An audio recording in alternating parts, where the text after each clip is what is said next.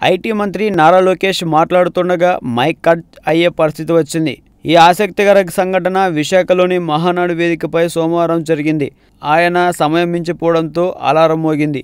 ఉదయం నారా లోకేష్ మహానాడు వేదికపై నుంచి ప్రసంగిస్తూ తొలుత ఎన్టీఆర్ను గుర్తు చేసుకుని ఆ తర్వాత చంద్రబాబు కృషిని, కార్యకర్తల శ్రమను ప్రస్తుతిస్తూ రాష్ట్రంలో పెట్టుబడుల గురించి ఆయన మాట్లాడుతున్నారు.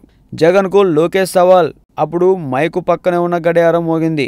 ఆపై గడియారాన్ని చేతిలోకి తీసుకున్న లోకేష్ క్లాక్ మోగుతుంది, 1 నిమిషం ఉంది అంటూ తన ప్రసంగాన్ని కొనసాగించాడు. అలారం నేతల ప్రసంగాల సమయాన్ని సూచించేందుకు ప్రసంగం మొదలు కాగానే అప్పటి నుంచి 5 నిమిషాల సమయం తర్వాత అది మోగుతుంది. గడియారం మోగిన తర్వాత 1 నిమిషంలో ప్రసంగాన్ని ముగించాల్సి ఉంటుంది.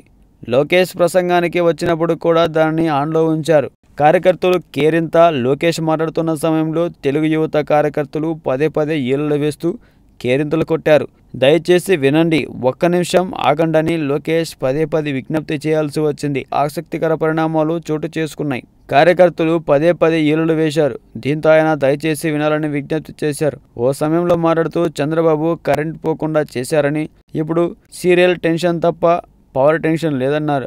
మరో సందర్భంలో భోజనానికి సమయం అయినట్లుందని, టైం అయిందని వ్యాఖ్యానించారు. మహానాడులో టీడీపీ నేతలపై చంద్రబాబు ఆగ్రహం వ్యక్తం చేశాడు. మహానాడు వేదికపై నేతలకు ఆయన చురకలంటించాడు. టీడీపీలో సమస్య కార్యకర్తలతో లేదని, నాయకులతోనే అని మండిపడ్డాడు.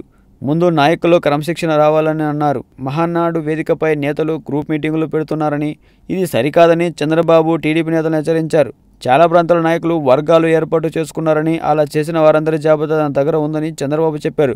ఆ పరిస్థితి తేవద్దు. నాయకుల మధ్య వైరం ఉంటే కార్యకర్తలు ప్రత్యామ్నాయం చూసుకుంటారని, అలాంటి పరిస్థితులు తీసుకురావద్దని చంద్రబాబు టీడీపీ నేతలకు ఆదేశించారు.